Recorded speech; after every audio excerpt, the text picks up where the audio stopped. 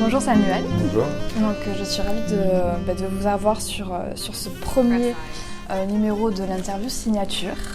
Donc pour expliquer un petit peu le concept, donc, je vais faire votre portrait et il y aura notre mixologue qui à la fin, en fonction de ce que vous m'aurez raconté, qui fera un cocktail signature. D'accord. Donc du coup, pour l'aider un petit peu, est-ce qu'on peut revenir peut-être sur votre enfance et est-ce que vous pouvez nous décrire l'enfant que vous étiez?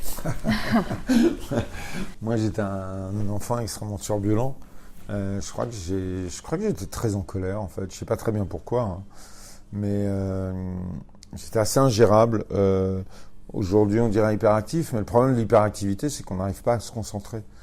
Et donc, j'arrivais pas à avoir une attention longue sur quelque chose. Ça partait dans tous les sens. Donc, ma mère m'a mis très vite au sport.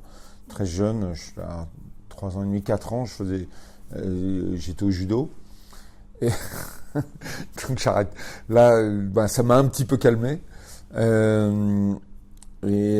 Ensuite, on a déménagé. Là, on était à Paris, à La Fourche. On a déménagé, on est allé en banlieue.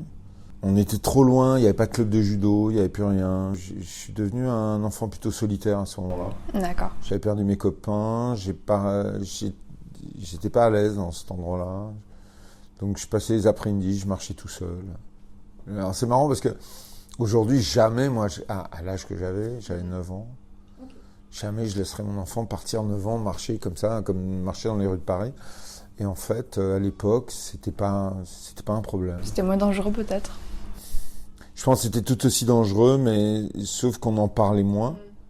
C'était moins médiatisé. Mais les prédateurs étaient là, hein, il devait y en avoir autant. J'en ai croisé des prédateurs, mais j'ai réussi à les esquiver, quoi.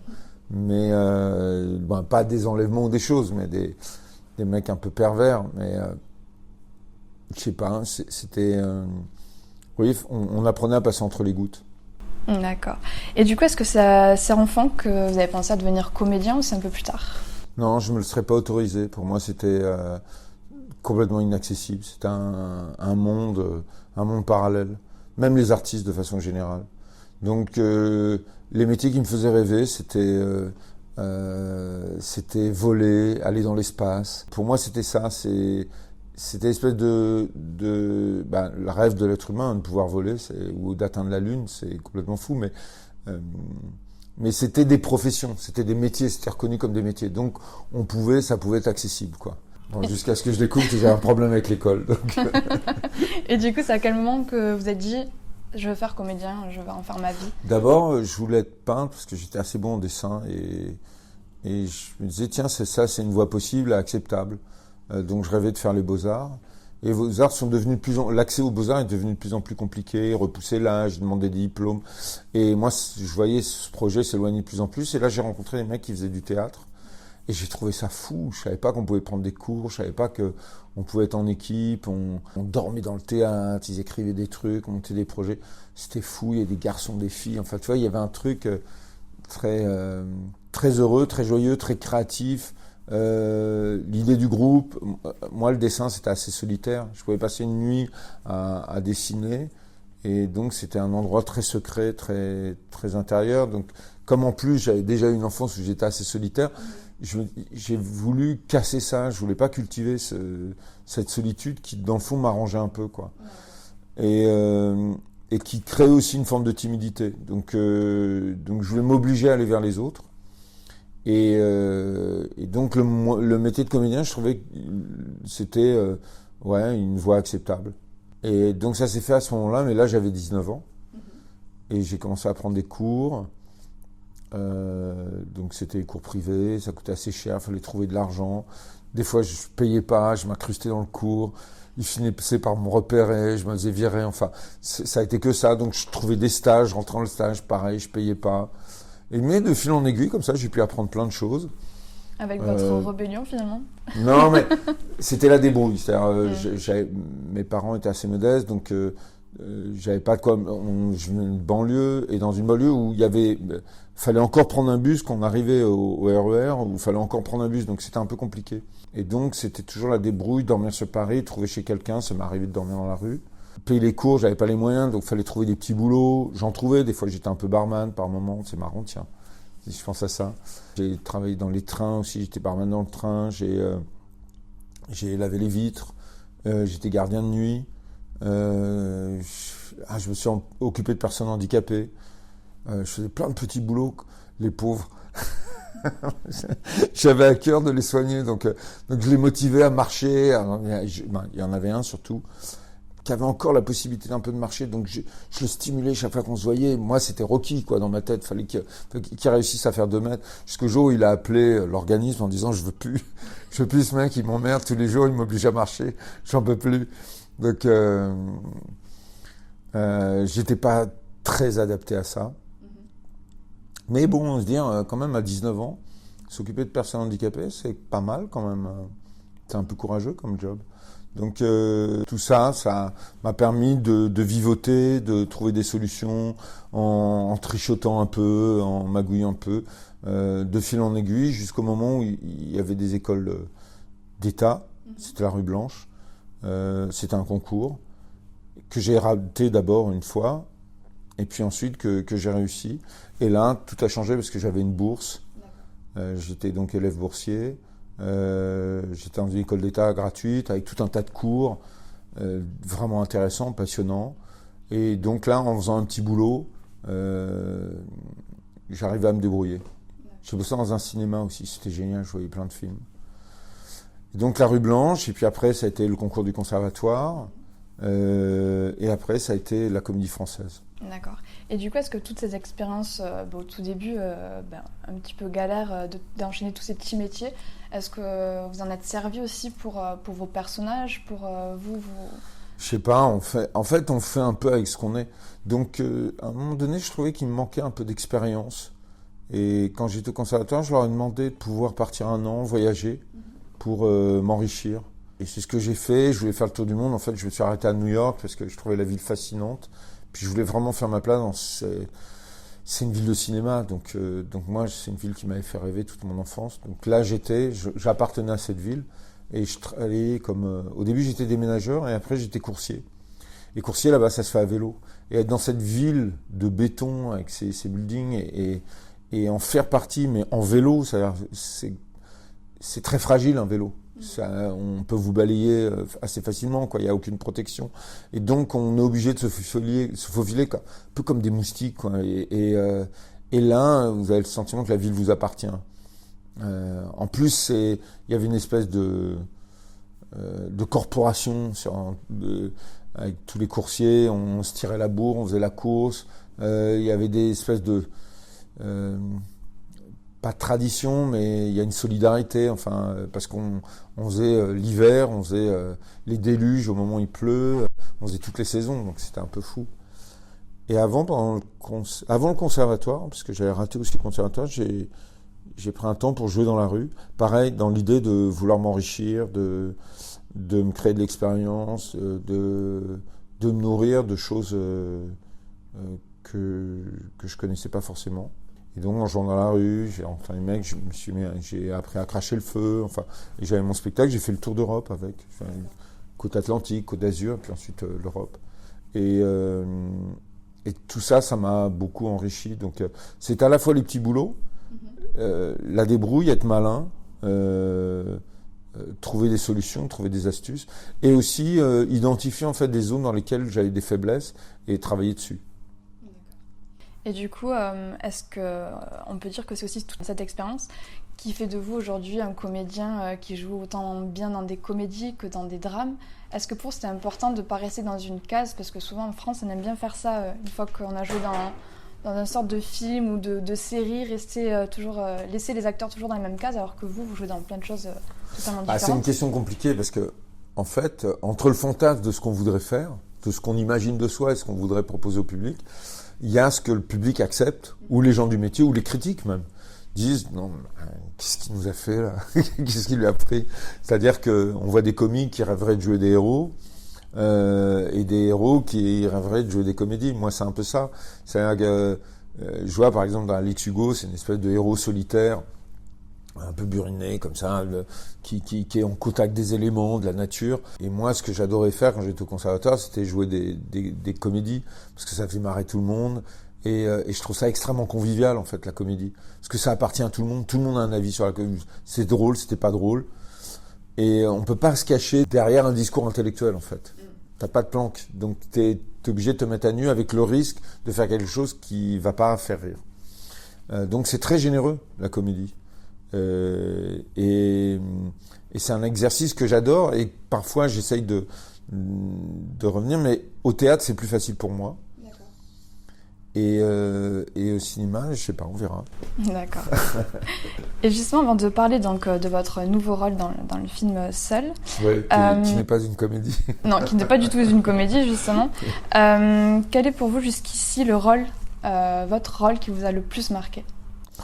On va dire c'est celui-là parce que avant, tiens, c'est marrant, aujourd'hui on me reparlait d'un tramway nommé Désir, où j'ai repris le rôle qu'avait joué Brando. Et à tel point qu'on ne donne même pas, vous avez joué Stanley, qui est le nom du personnage, c'est vous avez joué Brando. Donc c'est pas du tout la même chose, mais le rôle était tellement charismatique, et donc je pense que c'était un des rôles qui m'avait le plus passionné. Et là, je dirais que c'est le rôle qui m'a demandé le plus d'engagement, d'effort. En fait, c'est une espèce de trip, vous rentrez dans un truc, il faut accepter d'être dans un parcours solitaire. Parce que fallait perdre du poids, parce que fallait être dans une espèce de bulle assez intense de ce que le mec était en train de vivre, et qui correspondait à une forme de solitude aussi. Et pour pas être tenté de boire une bière avec les copains ou de manger une pizza ou autre chose, donc du coup j'avais ce régime alimentaire, mais qui aussi m'isolait, qui correspondait au personnage. Donc tout ça m'a permis de vivre un cadre un peu exceptionnel. Vous dites, tiens, le temps d'un film, ça dure un mois et demi. Bon, il m'a fallu 3 semaines pour m'en remettre. Mais pendant un mois et demi, j'étais dans un espèce de trip, et vous savez que ça va s'arrêter. Donc vous êtes dans une espèce de bulle solitaire, un peu bizarre, qui passionne personne, à part vous. Et donc, je sais pas si j'étais bien là-dedans. J'ai l'impression que c'est comme si j'avais été un peu malade. Et ce qui correspond à ce que le personnage a traversé, qui est assez dur, mais qui est passionnant parce que je crois qu'on aime ce métier pour ça, pour avoir des défis. Enfin, moi, c'est comme ça que je l'aime bien. C'est quand j'ai des défis à relever, que les rôles peuvent être un défi. C'est drôle ce que vous dites, quand vous dites je sais pas si j'étais bien ou pas, parce que c'est un peu aussi ce qu'on ressent dans le personnage, en sens on sait pas si il est bien ou pas, ou s'il veut vraiment faire cette course pour réussir et à dire je l'ai faite. Il est dans la survie, en fait. Il est dans la survie, même psychologique. C'est-à-dire, s'il ne va pas au bout, parce que donc son bateau est détruit, il devra abandonner, il refuse d'abandonner. Donc là, ça nous parle à tous, c'est le refus d'abandonner. Donc que ce soit la voile ou autre chose, c'est un être humain qui refuse de baisser les bras, qui dit j'allais jusqu'au bout. Je me suis engagé dans cette course, je vais finir cette course. Pourquoi ? Mais ça veut dire que s'il le fait pas, psychologiquement, il meurt. Il ne pourra plus avoir l'image de l'homme qu'il a envie d'être. Et il a envie d'être... L'image qu'il a envie de percevoir de lui, je pense, c'est un homme courageux, engagé, honnête, vrai, qui résiste, qui est fort. Et abandonner, ce serait presque une forme de lâcheté à ses yeux. En tout cas, à ce moment-là de sa vie. Et donc, il le vivrait comme un acte qu'il ne se pardonnerait pas, mais en tout cas qu'il n'arriverait pas à digérer, parce que ça lui renverrait une image d'une forme de lâcheté et d'abandon. Et ça, il le refuse. Et c'est ça qui est beau. Des fois, on fait des choses dans la vie qui peuvent paraître absurdes aux yeux des autres, mais qui sont tellement importantes pour nous, parce qu'on est obligé d'aller au bout, parce que c'est une réalisation de soi aussi, ou alors l'envie de connaître la limite. Et on a besoin de connaître nos limites pour se construire. Ah ça, c'est sûr. Du coup, pour recontextualiser un petit peu le film, donc elle est inspirée d'une histoire vraie, de Yves Parlier et de son aventure du coup pour le Vendée Globe. Est-ce que c'est quand même excitant d'incarner comme ça une personne qui existe? Et est-ce que vous l'avez rencontré? Est-ce que vous avez parlé avec lui de son expérience? Alors j'ai rencontré après le film. D'accord. Et tant mieux que je ne l'ai pas rencontré avant, parce que ça m'aurait filé des complexes. Vous savez, quand vous devez incarner quelqu'un de mort, c'est plus facile à la rigueur, parce que on a tous la même image de la personne. Lorsqu'il est vivant, si en plus il passe vous dire bonjour, vous dites je suis pas assez comme ci, pas assez comme ça, et puis ça va se voir. Alors qu'en fait, il faut être un acteur, on va réinterpréter parce qu'il faut qu'il soit le plus vivant possible. Donc c'est pas qu'une image extérieure, c'est aussi un truc intérieur. Donc c'est essayer de capter qu'est-ce qu'il a vécu, quel est son niveau de souffrance, par quoi il est passé, par quel désespoir il est passé. Le ramener à soi, comment ça résonne en soi sur moi, à quel moment dans ma vie j'ai été désespéré, à quel moment j'ai dû ne pas abandonner, à quel moment. Et là, vous avez plein de choses à raconter. Et donc, vous avez le masque du personnage, mais en fait, tout ce que vous racontez derrière, c'est vous. C'est super intense, c'est vrai. C'est à mi-chemin entre la personne réelle et ce que vous êtes. Et c'était jouer avec ça qui était intéressant. Et donc, voilà, je l'ai rencontré après, mais il a adoré le film. Il a vraiment adoré. Ça, c'est bien. Ouais, c'était important. Ça, c'est important. On avait besoin qu'il valide quand même, ouais. D'accord. Mais plus que ça, ouais. Du coup, vous êtes seul sur ce bateau, mais on dirait que le bateau, c'est quand même un deuxième personnage qui vous accompagne. Complètement. Parce que vous lui parlez. Oui, c'est-à-dire que les marins qui passent 3 mois seuls avec leur bateau, non seulement le connaissent sur le bout des doigts, mais à un moment, ils ont besoin de parler à quelqu'un, ils parlent à leur bateau. Ça devient un personnage. Et avec le temps, le bateau a des sons différents. Moi, je l'ai vécu, donc du coup, j'ai ressenti ça vraiment. Ça m'est arrivé de dormir au fond de la coque, et tout d'un coup, tiens, on change d'allure. Tiens, le vent a changé.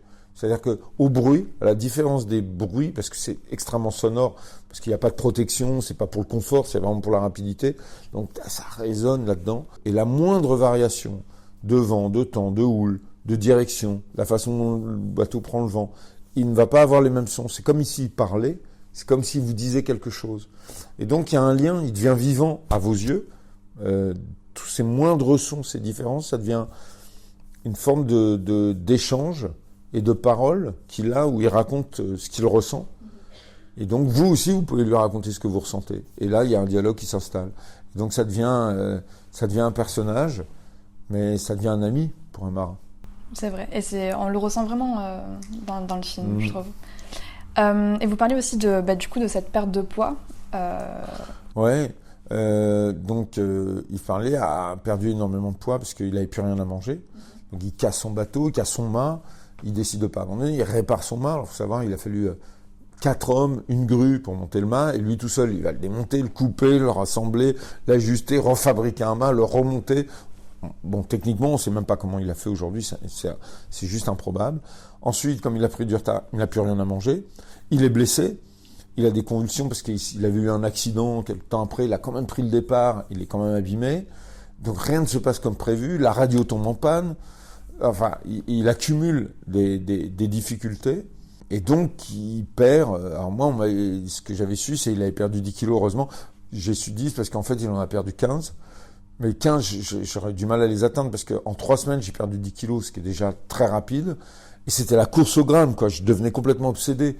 D'accord. Et donc, sur le bateau, quand on tournait, parce qu'il y avait l'équipe, ils étaient tous avec leurs grosses gamelles. Là, moi, j'étais avec mes petits tupperwares tout petits. Il y avait 3 fois rien dedans que j'avais préparé avant. Tous les jours, je me pesais le matin, le soir, et c'est marrant, le corps résiste. Au début, il stocke, il veut pas perdre, il se dit, oh l'autre mange plus, je vais garder, on sait jamais, on va passer une mauvaise période, et puis il faut réussir à le faire lâcher, et faire en sorte aussi que ça mange pas les muscles, parce que sinon vous êtes vraiment très affaibli. Donc je continuais de faire du sport pour activer mes muscles, mais je mangeais 1000 calories par jour, ce qui est vraiment pas beaucoup. Pour une personne comme moi, c'est vraiment très peu. Mais du coup, est-ce que vous avez un suivi par une diététicienne ou c'est vous? Oui, alors le diététicien, ça, en fait, c'est un copain qui est coach sportif, qui m'a coaché à distance sur le régime. Il y a que lui qui il s'appelle Frédéric Monpeau. Il conseille beaucoup d'acteurs et dès lors qu'il m'a dit tu fais ça, ça a marché. Il m'a dit mange beaucoup de viande, de protéines pour pas perdre tes muscles, parce que c'est ce que ton corps va manger en premier. Il faut qu'il aille manger la graisse, c'est mieux. et donc il y a pas des techniques, mais sur le régime alimentaire, il y a des choses qui sont plutôt conseillées. Et donc là, j'ai commencé vraiment à maigrir à ce moment-là. Et du coup, est-ce que c'est plus facile de perdre du poids ou de prendre du poids? Parce que vous avez fait un autre film, c'est dans La scène de mort, où vous avez incarné Michel Ardouin. Là, vous avez dû prendre du poids. Ah oui, c'est vrai, ouais. Là, je suis monté à plus de 100 kilos. Ouais. Est-ce que du coup, c'est ouais, plus facile de prendre? Ça allait beaucoup plus vite. Ok. J'en ai des crêpes chocolat banane, Nutella banane même. Alors là, on se permet tout. C'est open bar, j'arrêtais pas de manger. Non, au contraire, c'est assez facile de prendre du poids. Manger, c'est agréable en fait. C'est bon, c'est rassurant, c'est satisfaisant, on se sent bien dans le fait de trop manger. C'est pas un problème, donc je vois bien comment. Alors moi, c'est marrant, quand je vais pas bien, j'ai tendance à pas manger, mais certains, au contraire, se réfugient dans la bouffe, donc ils absorbent tout et n'importe quoi. Et en fait, je vois bien, il y a un espèce de refuge. Par contre, ne pas manger, c'est dur, vous avez faim constamment, c'est désagréable, c'est plus proche de la mort, le fait de pas manger. C'est proche du manque, c'est proche du froid, c'est pas confortable, vous êtes fatigué, vous êtes un peu plus... Faut faire gaffe, on peut être de mauvaise humeur aussi quand on a faim. C'est presque animal, quoi. C'est quand même plus lié à la discipline, en fait. Et c'est pour ça, moi, ça correspondait à un espèce de... Ouais, ce que je disais, de trip un peu général, où je me dis, tiens, est-ce que t'en es capable, quoi? Est-ce que tu vas y arriver? Donc c'est un défi. C'est un petit défi qu'on se lance. Et après, on devient psychorigide aussi, hein, parce qu'on est en train de faire ces petits plats, ces machins. Et il y a que vous, on est insupportable, en fait. Mais heureusement, c'est pour un rôle, donc on a toutes les excuses. Mais dans la vie, alors peut-être un sportif qui a une compétition, il peut dire, bah non, j'ai une compétition. Mais si tout d'un coup, avec vos copains, allez, bois un verre, allez, tu vois, on se moque à moitié de vous, c'est pas très sympa parce que c'est pas facile de faire attention. Ah, ça, c'est sûr. Et du coup, Seul, moi je le vois bien plus qu'un simple film, parce que vous avez quand même représenté cette course qui est lancée quelques jours après. En fait, c'est plus que ça s'est vécu à plusieurs. En fait, toute l'équipe qui était sur le film, voilà, on n'avait pas de moyens. Soit quand vous faites un film sur l'eau, soit vous avez des gros moyens, de bateaux d'assistance, plein de caméras, maquilleurs, tout ça, et un gros staff. Et là, pour le coup, on décuple le staff parce que ça coûte très cher. Ou alors, comme nous, on n'a rien, et donc on part. On est 10 en tout. Faut savoir qu'une équipe de téléfilm, on va dire, Alex Hugo, c'est 50 minimum. En fait, on est plus. Là, il y avait équipe technique, ils étaient 7. Il y avait 2 skippers pour le bateau, le propriétaire et son skipper, et moi, l'acteur. Donc, rien. En fait, c'est rien. C'est quasiment personne. Et donc, tous sont partis dans l'aventure. En fait, ce qui nous a manqué, c'est quelqu'un pour faire le making-of. Mais il n'y avait plus de place. On était au maximum du maximum. Tout le monde était un peu skipper. Moi, en tout cas, se retrouver matelot, quoi. On était tous autant... derrière que devant la caméra, à faire des choses, à organiser, à déplacer le matériel. Et donc ça s'est vécu en groupe. Donc c'est pour ça, pour revenir à la question, c'est plus qu'un film, c'est plus qu'un rôle, c'est une tranche de vie, c'est un moment de vie, c'est un truc qu'on a vécu à plusieurs, et de temps en temps, il y a des films, on les valorise pour différentes raisons, parce qu'on a des scènes fortes, parce qu'on a des partenaires qu'on a rencontrés, qui sont des gens formidables, ou un artiste... qui peut être le réalisateur et qui est juste extrêmement inspirant. Et là, en fait, c'est cette vie à plusieurs sur cet espace réduit, sans jamais avoir même pas une dispute, rien, qui est en soi plus l'intensité pour ramener des plans, qui en fait un moment qu'on se rappelle toute sa vie, quoi. Du coup, je suppose que vous admirez encore plus ces navigateurs qui partent comme ça. Ouais, c'est fou. C'est fou ce qu'ils sont capables de faire. D'abord, ils ont une façon de dormir qui est proche des animaux. Là, ils font des sessions de 20 minutes. Ils sont dans un froid constant, un bruit permanent. Ça bouge dans tous les sens. Ils dorment pas. Ils sont dans des conditions difficiles. Et il faut en plus permanence régler le bateau. Un coup, est-ce que je change la voile? Est-ce que je change le foc ou pas? Est-ce que je prends un riz ou pas? Enfin, et c'est que des manœuvres. Et avant de faire une manœuvre, c'est une demi-heure, c'est 1 heure la manœuvre. Donc, est-ce que j'y vais pas? Et puis ils y vont, puis après, ah non, je reviens en arrière. D'accord, 1 heure. En fait, c'est le seul sport, la seule compétition, qui dure 3 mois. Là où une compétition va durer 1 heure ou peut-être moins, mais là, ça dure 3 mois, quoi. En permanence, toujours sur le qui-vive en permanence pour gagner le plus de vitesse possible. Et du coup, si on devait retenir une morale de ce film, ce serait laquelle pour vous? C'est un film sur le courage, sur le dépassement de soi, sur un homme qui veut pas abandonner. Je pense en soi, c'est très inspirant. C'est pas un film sur la voile, c'est pas un film sur un mec tout seul. C'est un film sur un mec qui veut pas abandonner. Et ça, à tout moment dans notre vie, on a été confronté à ça. Et là, je dirais, lui, c'est quasi extrême.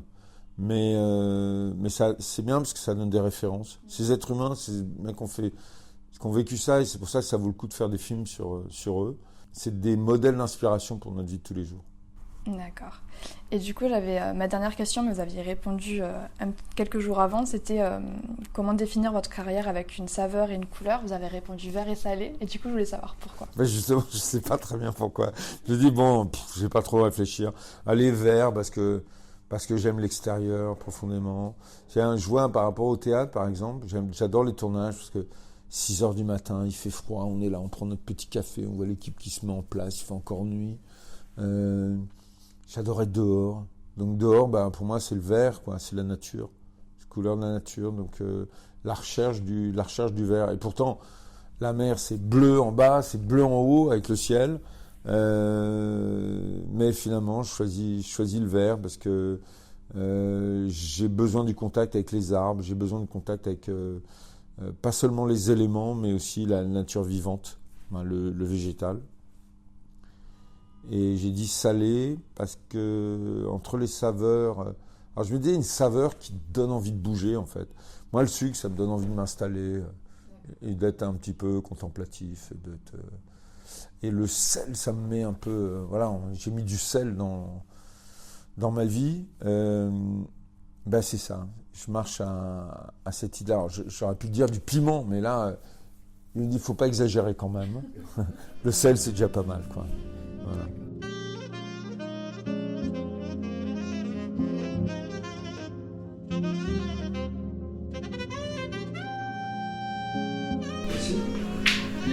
Donc, après avoir écouté votre interview, je vous ai fait un cocktail à base de gin, de concombre, de sel de mer, bergamote et sureau. Ok, vert et salé, quoi. Ouais, salé, exactement. Ok, on va goûter ça alors. Mais à entendre un petit peu la composition, ça sonne bien. Hein. Je pense que ça va être pas mal. Faut que je mélange ou pas? Ou il n'y a pas besoin? Pas besoin, je peux attaquer. À la paille ou au verre C'est vrai que la décoration est un peu grande. Du coup, est-ce que ce cocktail ressemble à Samuel Le Bihan? Il est un petit peu d'aigreur. Donc il est pas évident. Voilà, il est pas évident au premier abord. Il est un peu rude. Il pourrait être même, on pourrait se méprendre sur ce qu'il est vraiment. Mais une fois qu'on l'a compris, on y est beaucoup plus attaché. C'est comme les alcools un peu aigres. Au début, on a du mal. La bière, par exemple. On a du mal et après on a du mal à s'en passer. On sent pas l'alcool. Il n'est pas sucré. Ce qui est très agréable, ce qui le rend très léger. Et pourtant, je pense qu'il est traître. Je pense que ouais, qu'il y a le coup de masse qui arrive là, mais l'idée du concombre est géniale. Super. Super bon. Là voilà, moi j'ai complètement passé l'aigreur maintenant. Je suis complètement accro.